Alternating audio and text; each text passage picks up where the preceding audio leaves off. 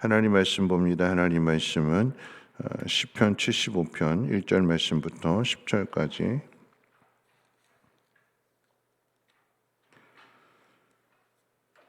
시편 75편 1절부터 10절까지 한 절씩 교독으로 읽겠습니다. 하나님이여, 우리가 주께 감사하고 감사함은 주의 이름이 가까움이라. 사람들의 주의 기이한 일들을 전파하나이다. 주의 말씀이 내가 정한 기약이 이르면 내가 바르게 심판하리니. 땅의 기둥은 내가 세웠거니와 땅과 그 모든 주민이 소멸되리라 하시도다. 내가 오만한 자들에게 오만하게 행하지 말라 하며 악인들에게 뿔을 들지 말라 하였노니. 너희 뿔을 높이 들지 말며 교만한 목으로 말하지 말지어다. 무릇 높이는 일이 동쪽에서나 서쪽에서 말미암지 아니하며 남쪽에서도 말미암지 아니하고, 오직 재판장이신 하나님이 이를 낮추시고 저를 높이시느니라. 여호와의 손에 잔이 있어 술 거품이 일어나는도다. 속에 섞은 것이 가득한 그 잔을 하나님이 쏟아내시나니 실로 그 찌꺼기까지도 땅의 모든 악인이 기울여 마시리로다. 나는 야곱의 하나님을 영원히 선포하며 찬양하며 또 악인들의 뿔을 다 베고 의인의 뿔은 높이 들리로다. 아멘. 오늘 이 새벽에 하나님 전에 찾아 나오신 여러분들의 드려지는 이 예배가 하나님을 기쁘시게 하는 예배가 되기를 주님의 이름으로 축원을 드립니다. 어떻게 하면 하나님을 기쁘시게 하는 예배가 될 수 있을까 할 때에 우리에게 향하신 하나님의 뜻대로 행하면 되는 거죠. 그 뜻은 항상 기뻐하고 쉬지 말고 기도하고 범사에 감사. 오늘 말씀 가운데도 보면 감사하고 또 감사한다고 그랬어요. 여러분, 그 감사는 때가 있는데 언제 감사해야 될까요? 언제 감사하면 되지요? 감사는 모든 일에, 범사에, 그러니까 어떤 상황이든지 간에 감사하라라고 하는 거죠. 그래서 바울은 서신을 쓸 때, 뭐 고린도전서든 또 뭐 갈라디아서든 데살로니가전서든 어떤 편지를 쓸 때든지 간에, 예를 들어서 고린도 교회에 문제가 있어서 그 문제를 해결하기 위한 방편으로 이제 편지를 쓴 거잖아요. 분쟁을 하게 되고 바울의 사도권을 의심하게 되고 그런 상황 속에서도 바울은 항상 보면 내가 너희를 생각할 때마다 감사한다. 좋은 일들만 있는 것이 아니고 바울의 마음을 아프게 하고 속썩이게 하고 거짓말장이라고 하고 오해하고 욕하고 막 이런 그런 사람들임에도 불구하고 그들을 향하여 감사할 수 있는 것은 그들을 변화시키시는 분이 하나님이시기 때문에 하나님 그 일을 행하실 것을 믿기에 바울은 감사하는 것입니다. 자, 오늘 이 시편 75편 말씀을 통해서 우리가 감사하고 또 감사해야 되는 이유, 감사를 반복하고 있어요. 그 이유를 한번 생각해 보는데 세 가지 이유가 있습니다. 첫 번째, 1절 말씀 같이 한번 읽어볼까요? 시작. 하나님이여, 우리가 주께 감사하고 감사함은 주의 이름이 가까움이라. 사람들이 주의 기이한 일들을 전파하나이다. 왜 감사해야 될까요? 주의 기이한 일들을 사람들이 전파할 것이기 때문에 그러합니다. 여러분, 감사에는 두 종류가 있어요. 이루어진 일을 보고 감사하는 사람이 있는가 하면, 또는 이루어질 일을 보고 감사하는 거죠. 우리는 언제 감사해야 될까요? 둘 다. 그러니까 이루어졌을 때도 감사해야 되지만 이루어지기 전에도 감사해야 되는 거예요. 그 이야기는 항상 감사해야 된다라고 하는 거죠. 근데 우리는 늘 항상 어디에 치우쳐져 있나? 우리가 기도한 것이 이루어졌을 때만 그때 비로소 감사해요. 근데 그 감사도 넉넉한 감사는 아니에요. 참 인색해요, 우리가. 하나님 앞에 감사한다라고 하는 것은 하나님으로 인하여 기뻐한다라고 하는 것인데, 여러분, 이 감사는 믿음으로만 알 수 있는 거예요. 결과를 알기 때문에. 지금 되어진 일들이 아니라 그 일들을 통해서 어떻게 한다고 그래서 기이한 일들을 나타내신다고 해요. 기이한 일들. 기이한 일들이라고 하는 것은 여러분 기적을 이야기하는 거잖아요. 우리 힘으로 할 수 없는 일들인데 사방이 꽉 막혔는데 내 능력이 아닌데 그런데 하나님의 은혜와 하나님의 능력으로 우리를 건져 주셨을 때 그 일을 하나님께서 해결해 주셨을 때 여러분 이 시편 75편의 시의 배경은 열왕기하 18장 19장의 내용입니다. 그래서 히스기야 시대에 아수르의 산헤립 왕이 18만 5천 명의 군사를 이끌고 쳐들어왔어요. 예루살렘을 포위했습니다. 성이 무너지게 되고 나라가 망하게 되는 그런 절대절명의 위기의 상황입니다.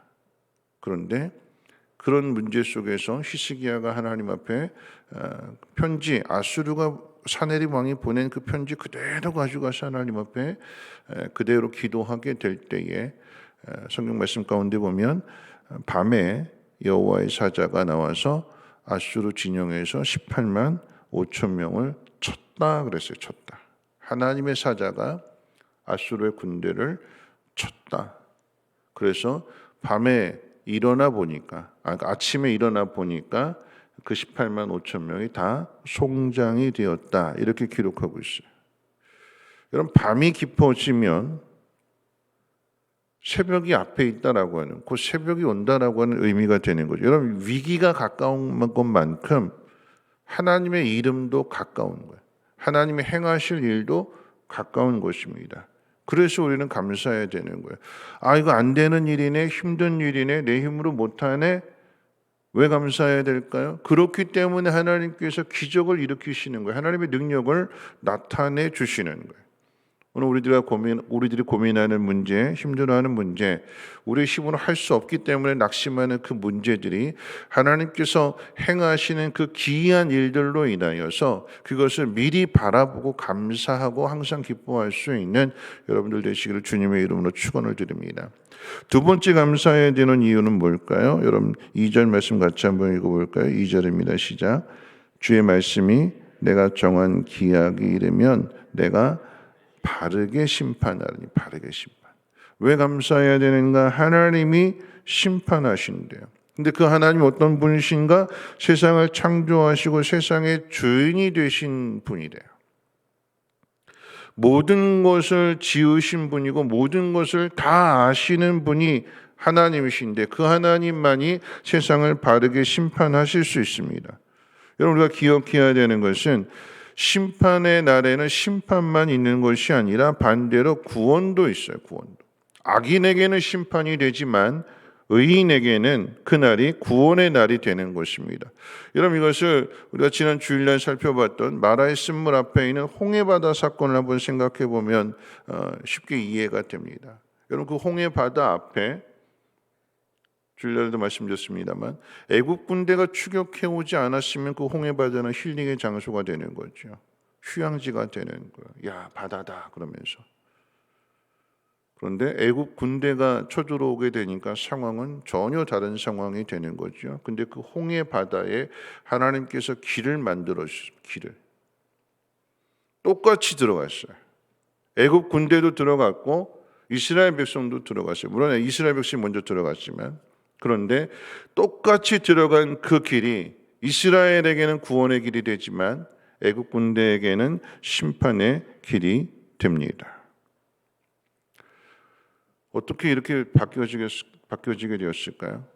왜 애국 군대는 심판이 되고 이스라엘 백성에게는 구원의 길이 될까요? 또 더 나아가서 어떻게 해서 여러분 바다의 길이 만들어졌을까요? 그게 기이한 일들이잖아요. 하나님 행하신 일들. 어떻게 그렇게 됐을까요? 그냥 저절로 됐을까요? 여러분 홍해바다가 길을 만들게 되는 것은 그 홍해바다 앞에서 올바른 말을 하나님께서 바르게 심판하시는 분이라고 한다면 구원받는 사람 역시도 바르게 말해야 되는 거예요. 바르게 행동해야 되는 거예요. 그래야 그 사람에게는 구원이 되는 것이고 바르게 말하지 않은 사람, 바르게 행동하지 않는 사람에게는 심판이 되는 거예요. 홍해바다 앞에서 바르게 말하는 건 어떻게 바르게 말하는 걸까요? 또 바르게 말하지 않는다라고 하는 것은 어떻게 바르게 말하지 않을까요? 이스라엘 백성들 원망했잖아요. 불평했잖아요. 여기를 무덤으로 만들려고 하는구나. 매장지가 없어서 우리를 여기까지 인도한 거냐? 너 스파이냐? 너 짜고 한 거지? 바로랑. 이스라엘 백성들의 수준이 그런 수준이었어요. 여러분, 그런 말 가지고는 절대 이 바다의 길이 열려지지 않습니다. 원망의 말, 불평의 말 가지고는 절대 길이 안 열려져요. 그 상황 속에서 모세가 하나님 앞에 기도하게 될 때에, 그리고 또 하나님께서 뭐라고 말씀하셨어요? 왜 기도만 하냐? 왜 부르짖기만 하냐? 네가 들고 있는 지팡이를 가지고 가리켜라. 하나님께서 말씀해 주시는 대로 행동하게 될 때, 그런데 그 전에 먼저 이스라엘 백성들은 원망하지만 모세는 꽉 막힌, 앞뒤가 꽉 막힌 그 상황 속에서 하나님 앞에 길이 있음을 믿고, 하나님께서 이 일을 통하여 어떻게 해요? 감사로 만들어 주실 것을 그 마음 가운데 믿기 때문에 하나님 앞에 기도하는 거 아니겠어요? 하나님께는 답이 있다. 여러분, 꽉 굳게 잠겨져 있는 이 문을 열 수 있는 그 열쇠가 있어요. 열쇠가 있어야 문을 여는 거잖아요. 뭐 옛날 아라비안 나이트 그 동화 가운데 열려라 참깨, 수많은 말들을 해도 문이 열리지 않는데 열려라 참깨 그 한마디 문이 굳게 닫힌 문이 열려지는 거잖아요. 그런 마찬가지예요. 우리도 하나님 앞에서 하나님이 듣기를 원하시는 말이 있대요. 여러분 성경 보시고 어제 말씀이기도 한데 74편 23절 같이 한번 읽어볼까요? 74편 23절입니다. 시작. 주의 대적들이 소리를 잊지 마소서. 일어나 주께 항거하는 자의 떠드는 소리가 항상 주께 상달되나이다. 의인이 하나님 앞에서 부르짖고 호소하고 감사하고 그런 소리도 하나님 앞에 상달되지만, 악인이 떠드는 소리, 악인이 함부로 말하는 그 소리도 하나님이 다 들으신대요. 그렇기 때문에 심판이 되는 거예요.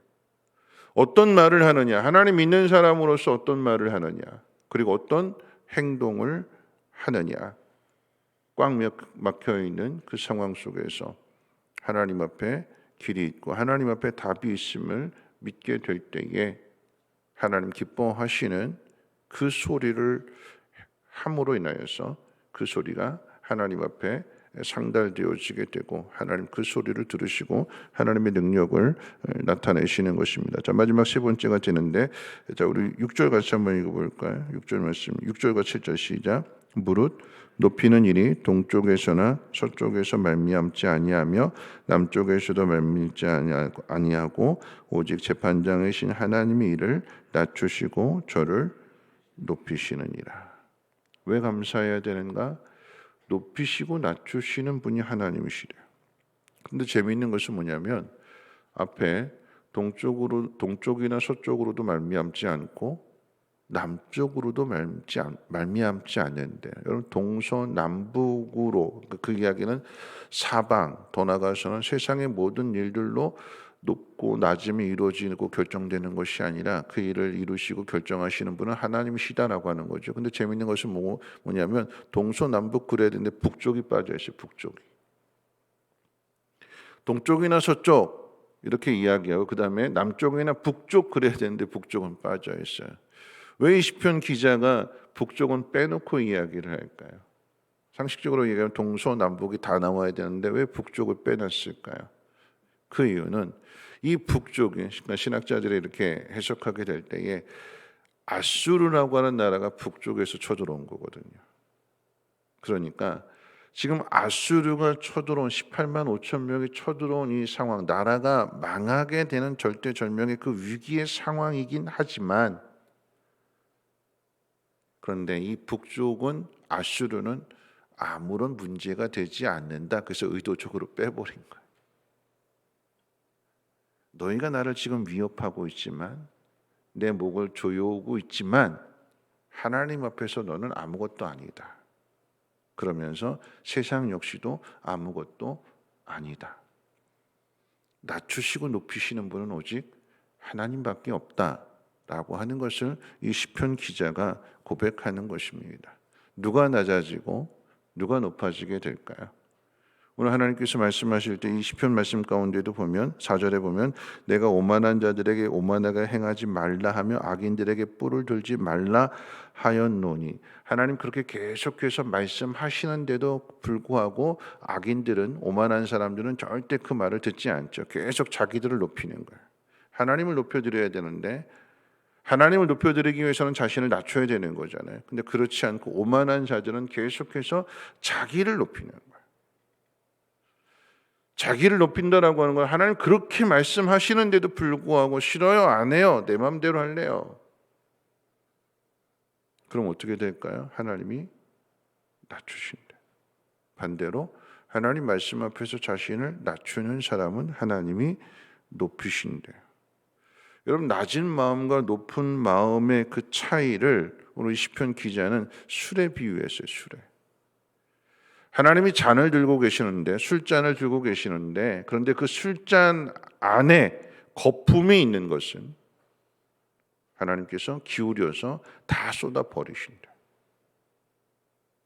거품이 있는 거. 이런 거품이 뭘까요? 왜 거품이 날까요?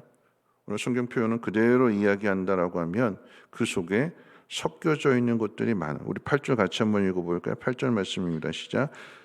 여호와의 손에 잔이 있어 술 거품이 일어난도다. 속에 섞은 것이 가득한 그 잔을 하나님이 쏟아내시나니 실로 그 찌꺼기까지도 땅의 모든 악인이 기울여 마시리로다.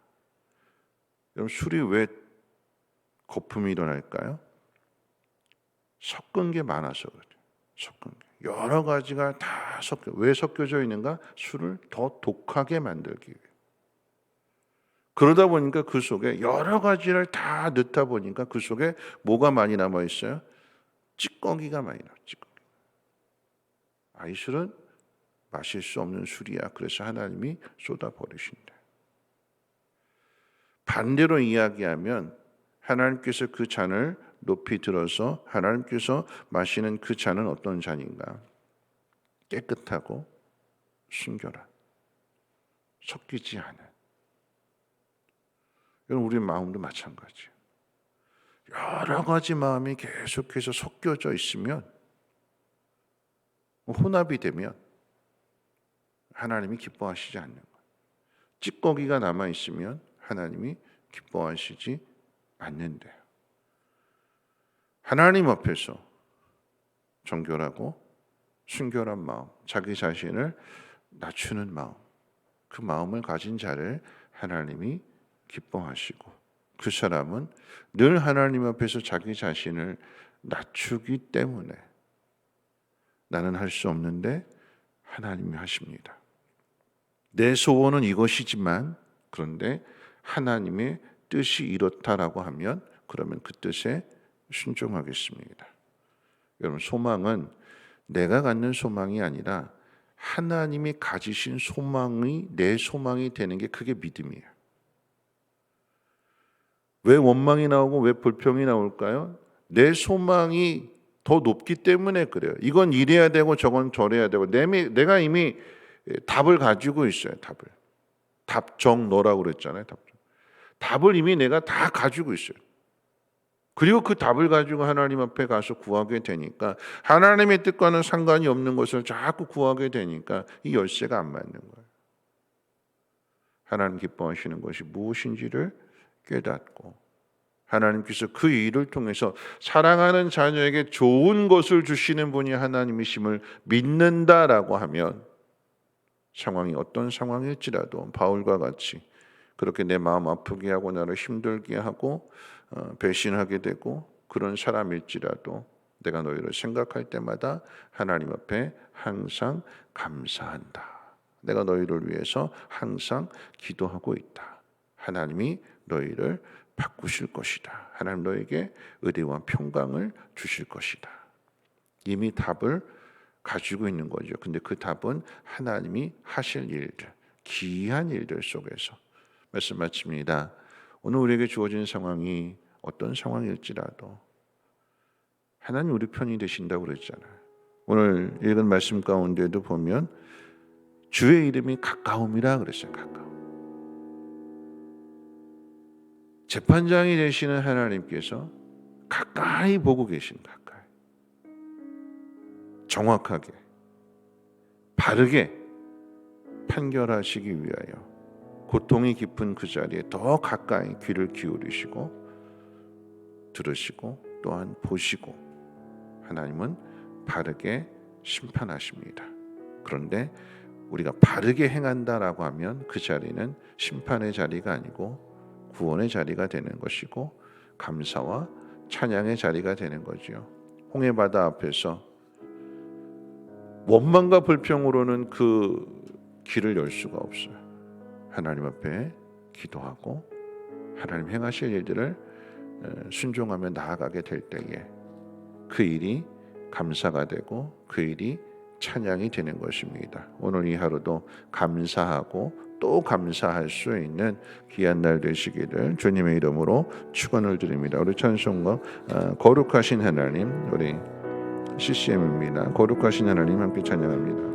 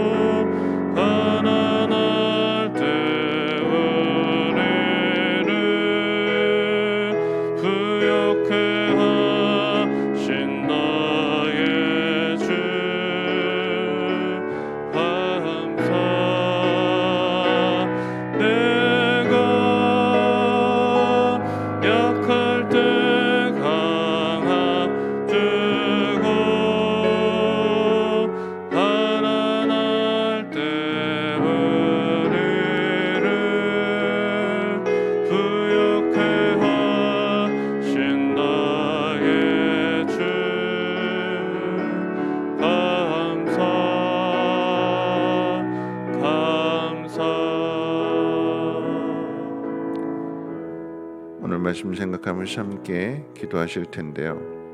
여러분, 감사는 늘 그리고 모든 상황 속에서 해야 됩니다. 이루어진 일을 보고 감사를 해야 되지만 이루어질 일을 보고 또한 감사하는 것이 믿음으로 드리는 감사입니다. 이런 바울을 생각해 본다면 육체의 가시를 뽑아달라고 하는 것, 그게 감사의 이유가 될 수 있는데 하나님은 그 가시가 박혀있는 그 상태에서 감사하라고 하시는 것, 편안하게 사역하는 것이 아니라 돌에 맞고 감옥에 갇히고, 근데 그럼에도 불구하고 바울은 기도하고 감사하고 찬송하죠. 여러분, 예수님도 그러셨어요. 제자들의 그 수준을 보면 참 답답한데, 속상한데,